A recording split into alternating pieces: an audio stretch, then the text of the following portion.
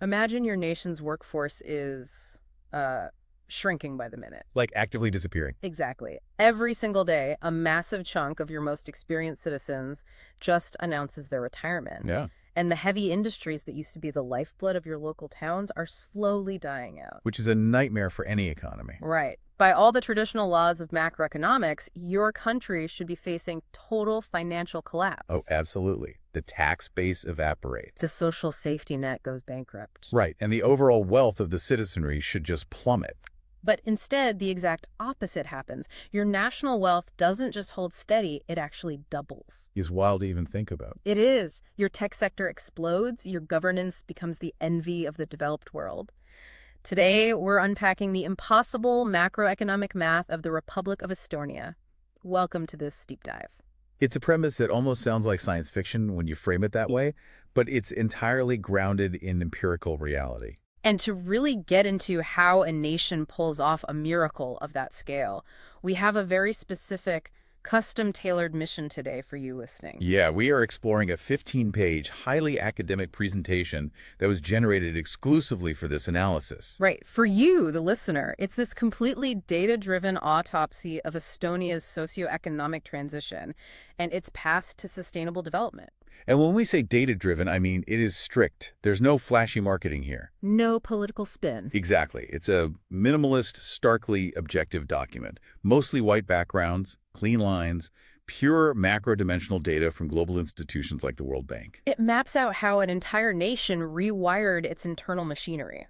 We're talking about taking a traditional physical labor-based economy and aggressively transforming it into a high-value, service-oriented digital powerhouse. All while staring down the barrel of a ticking demographic time bomb. Which would have crippled almost any other state. I think the visual language of the document is actually quite telling. It's stripped of narrative bias. No stock photos of smiling politicians. Yeah. Right, no generic skylines. Yeah, it relies entirely on structural data. And our goal here is to take those stark lines and unearth the human mechanisms behind them. Because the data map itself follows a really deliberate, four-part logical progression. Yes, on slide 2, it lays out the core narrative logic. I love the way this analysis is structured because it builds from the ground up. First, we look at the money, so the economic and industrial restructuring. Right. How does a country fundamentally change the way it generates value? Then second, we look at the people, the human capital and demographic challenges. Because when your workforce is disappearing, who actually does the work? Exactly. Third, we move into institutional governance, the operating system of the state. How do you prevent all that new wealth from just, disappearing into the pockets of corrupt officials? Which happens a lot. It really does. And finally, we tackle environmental sustainability. How do you grow an economy without turning your landscape into a toxic wasteland? It's a really comprehensive diagnostic of a living, breathing nation-state. And to truly grasp the scale of what Estonia achieved, we have to start with the foundational metric of any modern state. It's wealth accumulation over time. Right. If we look at the macroeconomic trajectory mapped out on slides 3 and 4, the sheer velocity of value creation is staggering. We're tracking GDP per capita, but crucially, it's calculated in constant 2015 US dollars. Which is a very important distinction to make. Yeah, it sounds a bit dense. I want to pause right there for you listening, because constant 2015 US dollars is one of those phrases economists throw around that can obscure what's actually happening. Absolutely. By using a constant dollar amount, the data is stripping out the illusion of inflation, right? Exactly. Right. If your paycheck doubles, but the cost of bread triples, you aren't actually wealthier. But this data proves that the purchasing power, like the actual lived prosperity of the average Estonian, experienced a massive, undeniable surge. We are looking at real, tangible wealth here. The trajectory begins in the early days of their transition, where the GDP per capita is sitting below the $7,000 mark. And by global standards of developed nations, that is a highly constrained economic reality. Extremely constrained. It means limited disposable income, limited capital for infrastructure. A highly vulnerable consumer base. Right. But from that baseline, the trajectory doesn't just inch upward, it enters this relentless, sustained climb. Eventually blasting well past the $21,000 mark. Yeah, over 21,000. But it's not a perfectly smooth ramp. Slide 3 specifically highlights a massive inflection point. I saw that, yeah. There's this solid oval drawn on the chart. Exactly. And that oval circles the exact moment where the growth stops being linear and and goes exponential. with an upward arrow pointing out the exact moment where real per capita wealth doubles. A 100% increase in the baseline wealth of a nation's citizens. I am trying to wrap my head around the friction of that. I mean, a chart can make doubling a nation's wealth look like a simple law of physics. But it's really not. No. Okay. In reality, you don't double a country's wealth by just asking everyone to work the exact same job twice as hard. You hit on the fundamental mechanism of macroeconomics right there.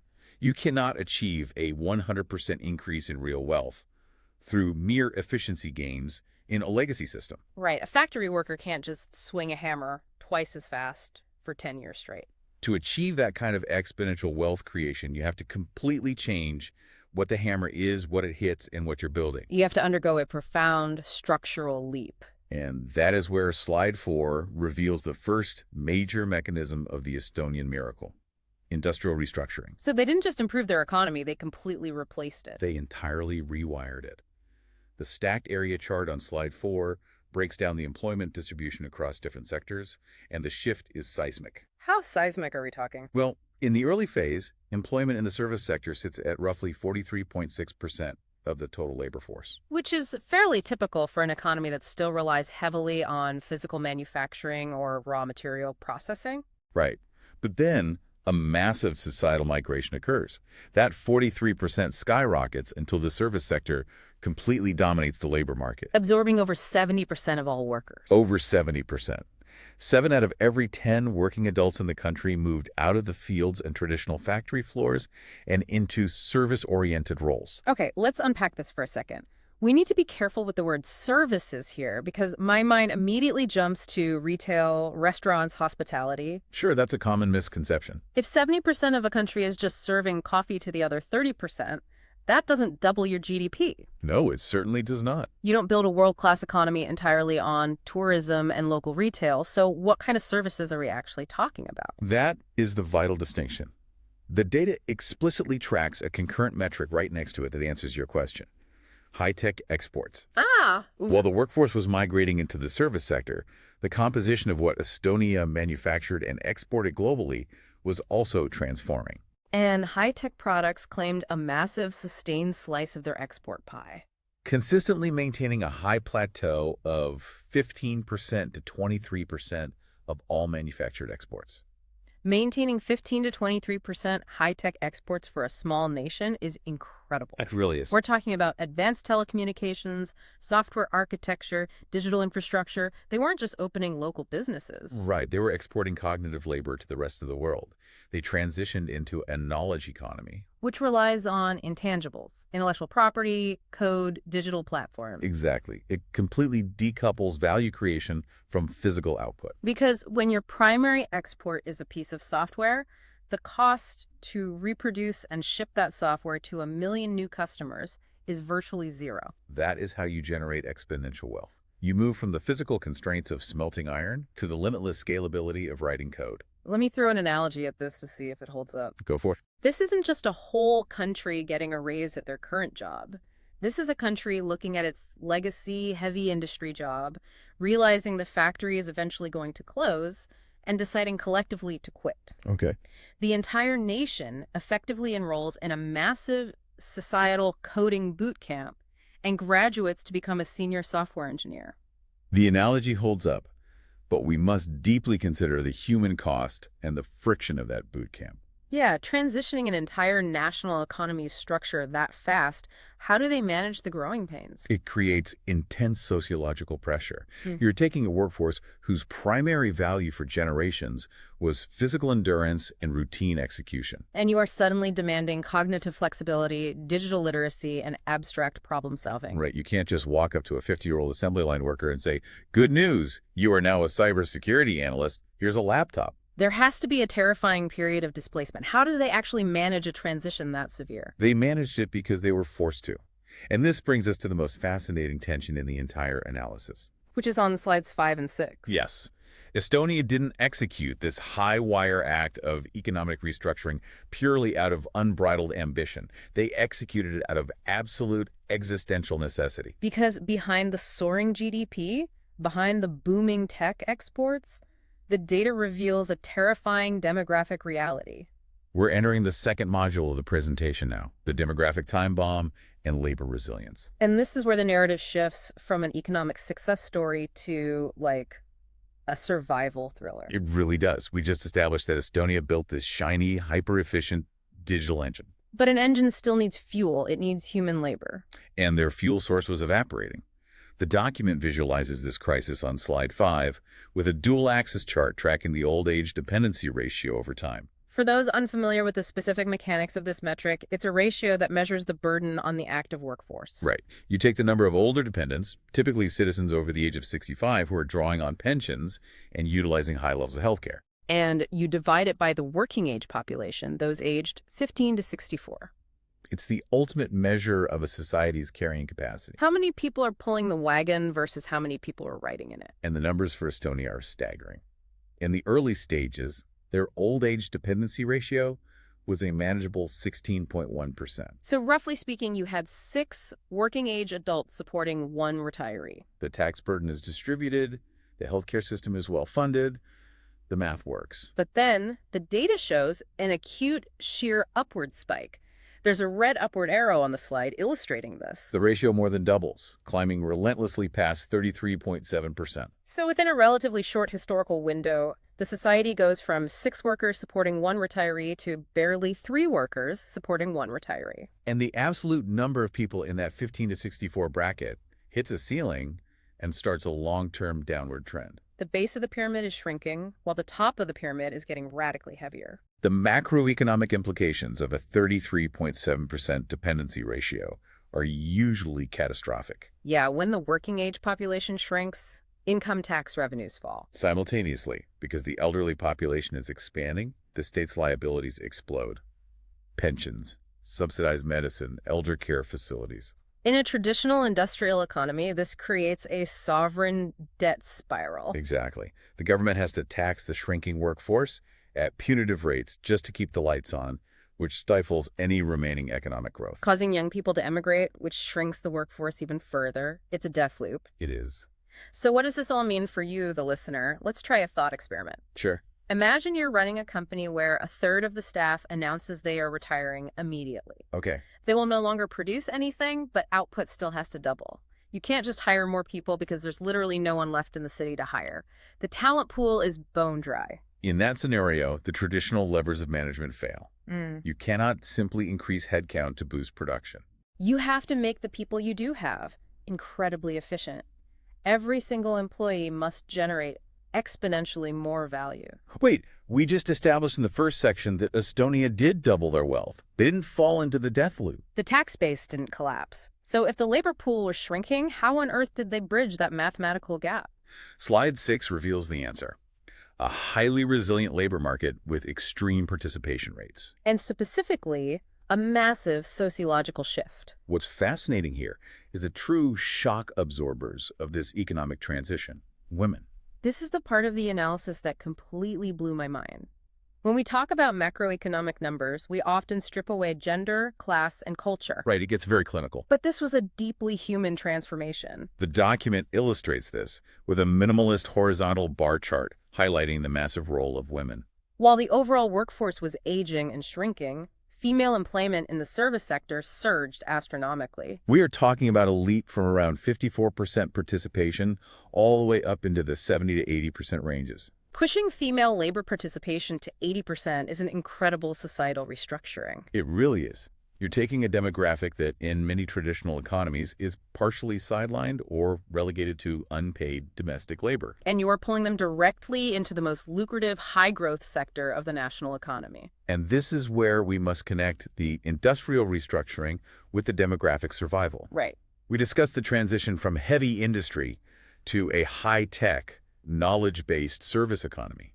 Heavy industry was historically male-dominated. Due to the physical demands of the labor and deeply entrenched societal norms, the factories, the mines, that was the male domain. But a digital service economy doesn't require physical brawn. It requires cognitive agility, complex communication, management capabilities, and digital literacy. By switching the game from physical labor to cognitive labor, Estonia effectively unlocked a massive reservoir of human potential that was previously underutilized. The women of Estonia didn't just participate in the transition, they were the engine of it. They became the ultimate macroeconomic shock absorbers. The state could not change the biological reality of an aging population. They couldn't magically conjure a million new 25-year-old workers. So they maximized the economic yield of the adults they did have. By creating an economy centered on services and tech, they built an environment where women could participate at a near maximum theoretical rate. It's an extraordinary example of using a structural economic pivot to solve a demographic crisis. But let's dig into the reality of an 80% female labor participation rate in a demanding service economy. It's a huge shift. It's a fundamental reorganization of the family unit. If 80% of women are working high-level service and tech jobs, who is picking up the kids from school? Right. Who is taking care of the elderly, which we just established is a booming demographic. To make this work, the state has to step in and provide massive societal infrastructure, childcare, elder care, flexible digital working arrangements. You can't just mandate that women work and expect the society not to fracture. Your assessment is entirely accurate. A participation rate that high requires a systemic support structure. And this perfectly transitions us to the foundational bedrock of the Estonian model. Which brings us to the third module on slides 7, 8, and 9, the bedrock, human capital and public health. Because you cannot deploy women into high-tech services, and you cannot expect your shrinking workforce to generate double the wealth unless every single citizen is operating at peak human capacity. The math dictates that when you have fewer people, each person must be infinitely more valuable. Exactly. And slide 7 tracks this intentional capability building through a step chart on national investment. We're looking at how the state actually built the brains required to run this new digital economy. Because you don't get an 80% participation rate in high-tech services with a population that only has a middle school education. The data shows Estonia's adjusted savings spent on education. It traces a massive surge from roughly $271 million in their early transition phase to an astronomical $1.7 billion. Wow. That is not an incremental budget increase to keep pace with inflation. Not at all. Moving from $270 million to $1.7 billion is a fundamental, radical reprioritization of national treasure. They looked at their shrinking population and decided to pour every available cent into their brains. There's a great infographic on the slide detailing the compound interest of this education investment. Economists love that term. When a state invests heavily in basic and secondary education, the economic returns do not scale linearly. They compound over generations. Because a highly educated worker is not only more productive, they innovate, they create new businesses, and they demand better governance. And the data shows that this money actually achieved its goal. It translates directly into the funnel chart on slide 8. Which shows an astonishingly high retention rate from basic to higher education. Over 85% of the adult population aged 25 and older have completed at least upper secondary education. That 85% metric is the bedrock of their entire digital transition. Upper secondary education, what many would consider high school and foundational vocational training, is the absolute minimum threshold required to participate meaningfully in a knowledge economy. You cannot train a worker to manage complex logistical software or engage in high-level digital customer service if they lack foundational literacy, mathematics, and critical thinking skills. By sealing the leaks in their educational pipeline and pushing 85% of their population across that threshold, they created a massive human capital reserve. Here's where it gets really interesting, though. Education is only half of the human capital equation. Right. It's like upgrading computer software. You're installing a highly advanced operating system into the minds of your citizens. But the best software in the world is useless if the hardware keeps crashing. Which is why the analysis shifts its focus from the classroom to the hospital on slide 9. The data tracks a vital indicator of public health, the infant mortality rate. And there's a smooth downward line graph cut by a thick green arrow. The line doesn't just trend downward, it falls off a cliff. The drop is profound. From the historical highs associated with the instability of their post-Soviet era, the infant mortality rate plummets to a staggering 1.4 to 1.9 deaths per 1,000 live births. To put that in perspective for you listening, 1.4 per 1,000 places Estonia firmly in the absolute lowest mortality tier globally. They aren't just doing better. They are competing with, and often beating, the wealthiest, most established nations on Earth in terms of keeping their most vulnerable citizens alive. So the infant mortality rate is rarely just about neonatal care, right? Exactly. It's widely considered by sociologists and economists as the ultimate proxy metric for the overall functional capacity of a state's infrastructure. Walk us through that connection. To save a premature infant requires an incredibly complex, interconnected web of societal competence.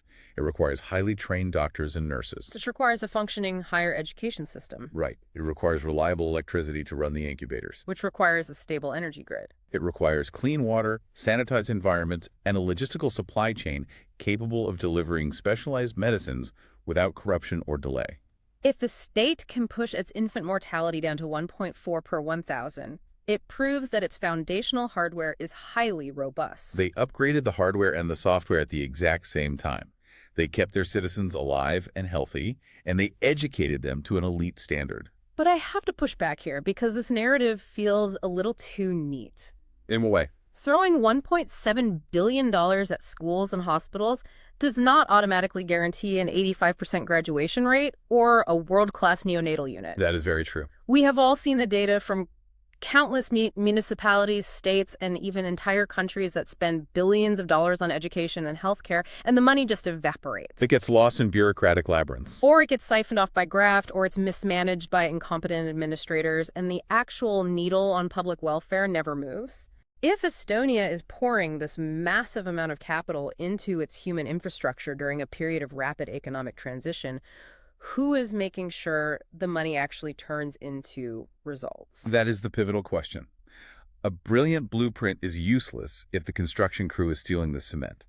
Exactly. You cannot achieve a 70% service sector economy, you cannot hit an 85% education rate, and you cannot protect your most vulnerable citizens without an incredibly effective, transparent mechanism of execution. Which brings us to the true operating system of the nation. The fourth module on slides 10, 11, and 12, the governance, dividend, and institutional soil. I find this to be the most critical part of the entire deep dive because it is the invisible glue that holds the Estonian economic miracle together. We're looking at a suite of metrics known as the Worldwide Governance Indicators, or WGI, compiled by the World Bank.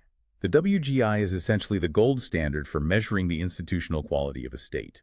It doesn't measure how rich a country is, it measures how well the country functions. And the first metric on the time series area chart on slide 10 is government effectiveness. Right. The data plots Estonia's effectiveness over time against the rest of the world. And they aren't just hovering in the middle of the pack. They're occupying a space in the top 90 to 96% globally. They're in the elite tier of execution. Government effectiveness measures the quality of public services, the quality of the civil service, its degree of independence from political pressures, and the credibility of the government's commitment to its policies. So a 96th percentile ranking means that when the Estonian government decides to build a digital infrastructure network or reform a school system, the policy is actually implemented swiftly and competently. Exactly. But competence is one thing. Integrity is something entirely different. And this is where the data gets genuinely astonishing. Slide 11 shows two lines climbing in tandem connected by vertical lines, proving a strong positive correlation. Yes. It tracks two other metrics alongside effectiveness, the rule of law and the control of corruption. The rule of law metric jumped from the 66th percentile up to near the 90th percentile. But the control of corruption metric is the true outlier. It pushes deep into the top 5% of the optimal global range. They're literally one of the least corrupt places on the planet. I am looking at this and I am trying to reconcile it with the typical historical narrative of rapid economic development. Think about almost any country that discovers a massive new source of wealth, whether it's oil or minerals or a sudden influx of foreign investment. What usually happens? We see so many countries where rapid wealth creation leads to massive corruption. It's the resource curse or the Wild West phase of development. Exactly. A massive tide of new money floods the zone. But the local institutions, the courts, the police, the regulatory agencies aren't strong enough or mature enough to handle it. So the wealth gets captured, it ends up in the pockets of oligarchs, corrupt local officials, and monopolists. The GDP might go up, but the actual lived experience of the citizen degrades because the system is entirely rigged. Yet, Estonia somehow managed to build the wealth and strangle the corruption simultaneously.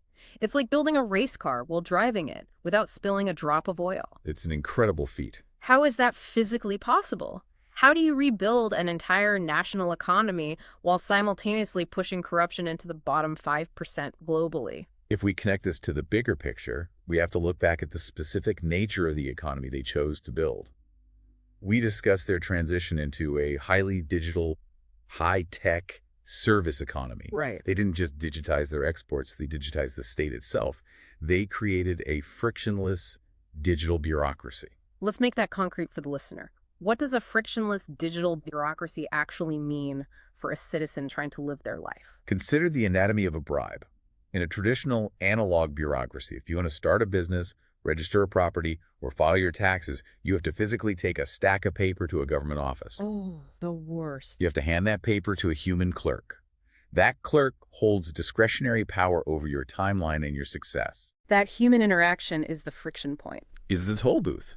And wherever there is a toll booth, there's the opportunity for the toll booth operator to demand a little extra cash to lift the gate. You are describing the daily grinding reality for billions of people around the world.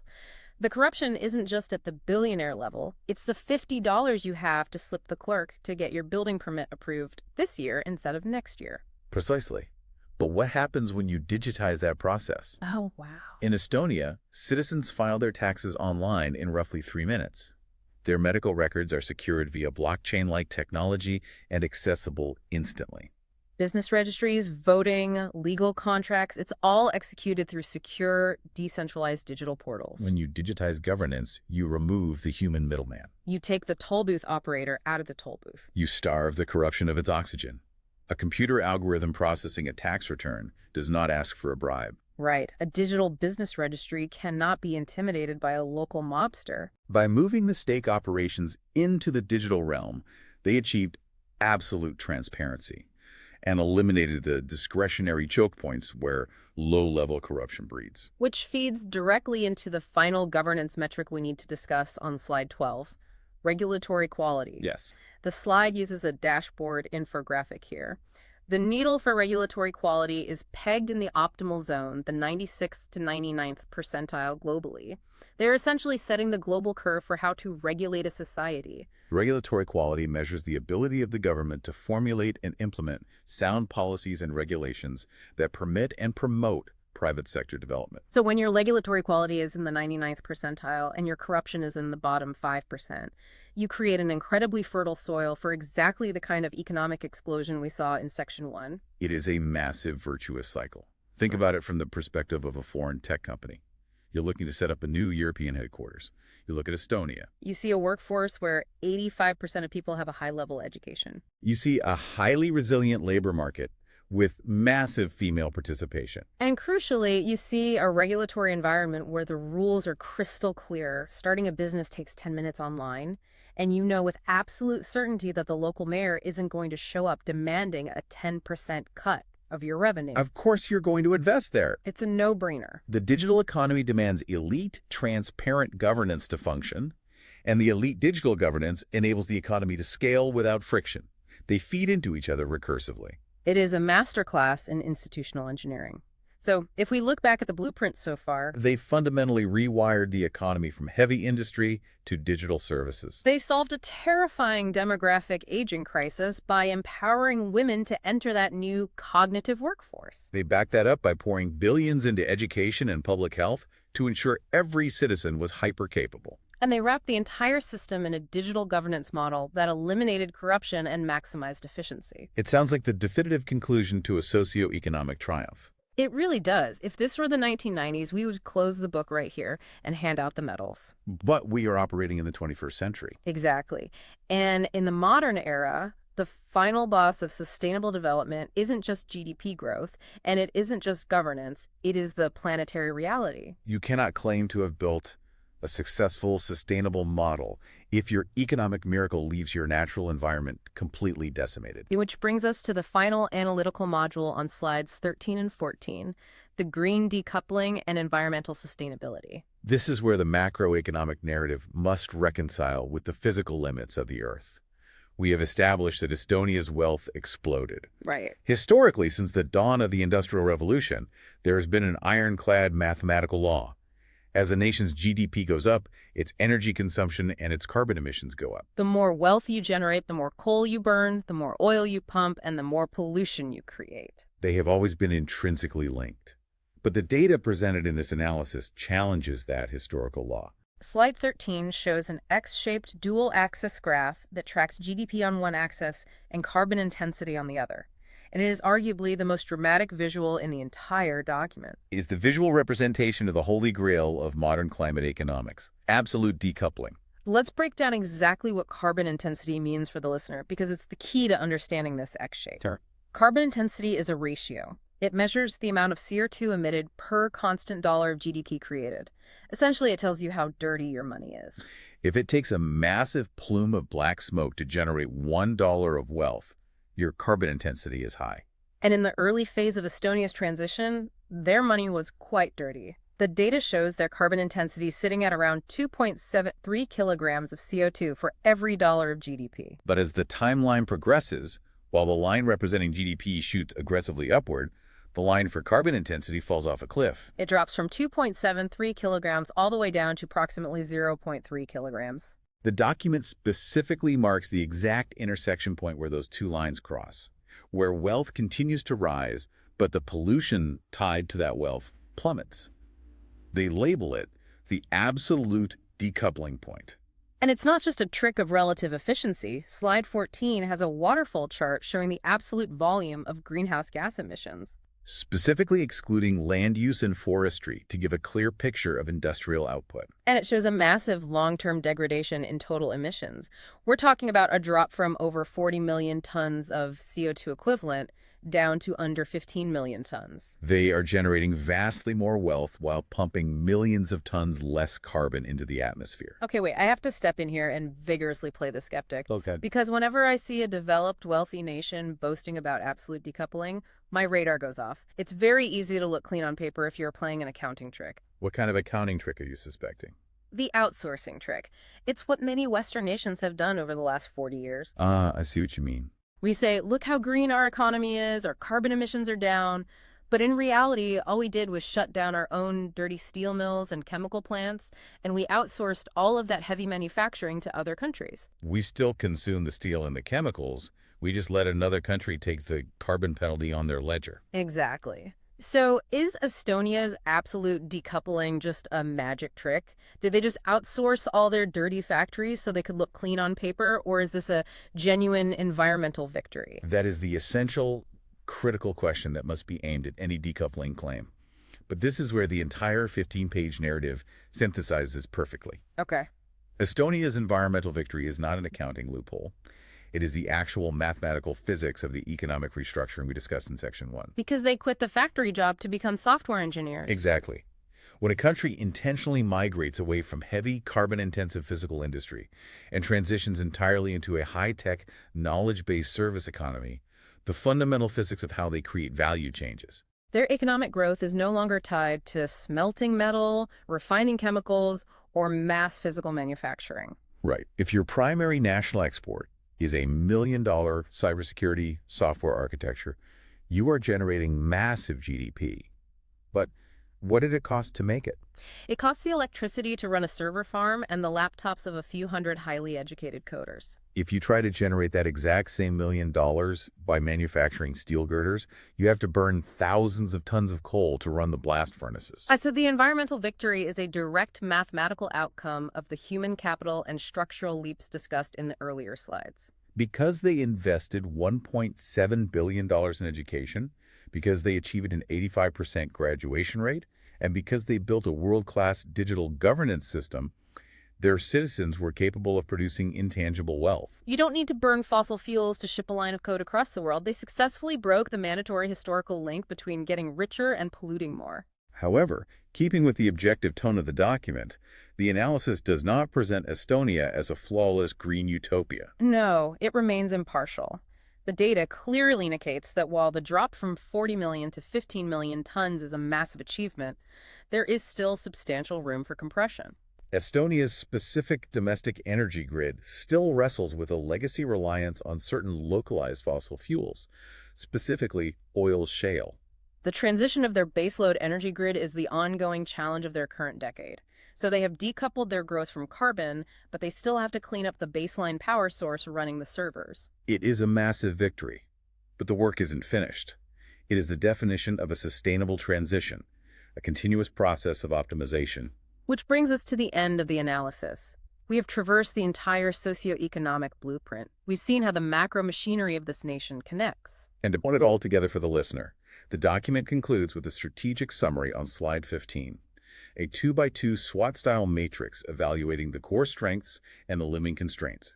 If we synthesize the triumphs, the foundation of the Estonian economic miracle rests on an interlocking triad. First, a highly successful, aggressive transition into a high-tech, knowledge-based service economy. Second, an elite, highly educated human capital base supported by a robust public health system. And third, a strong, transparent, frictionless digital state governance model that starves corruption and encourages investment. Those are the levers they pull to double their national wealth. But the matrix doesn't ignore the shadows. The constraints are clearly listed, and they bring us right back to the terrifying premise we started with. The heaviest anchor on their long-term growth remains the severe aging trend.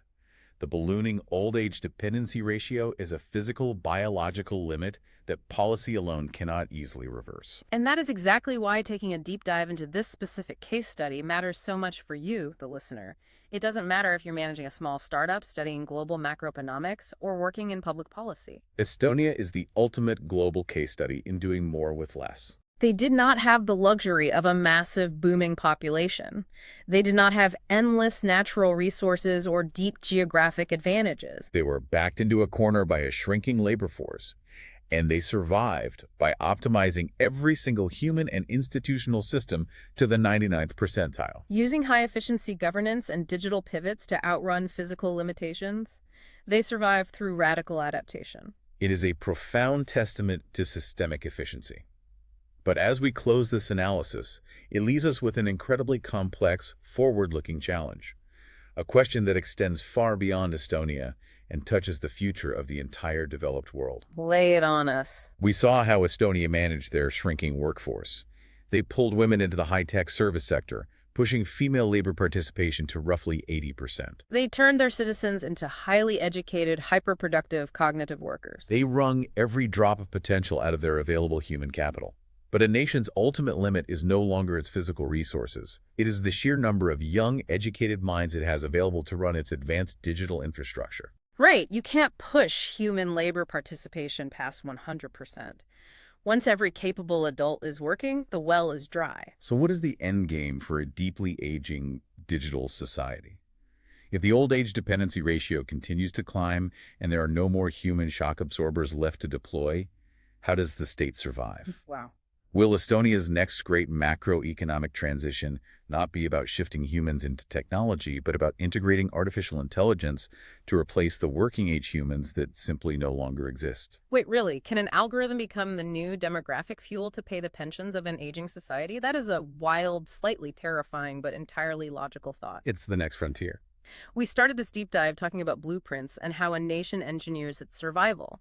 It turns out Estonia's masterpiece wasn't about building bigger factories. It was about building a frictionless, highly educated digital society that maximized the value of every single human life. A truly remarkable transition. But as the population continues to age out, the ink on that blueprint is going to have to move again. Thank you for joining us on this deep dive into the data. Keep questioning the systems around you, and we will catch you next time.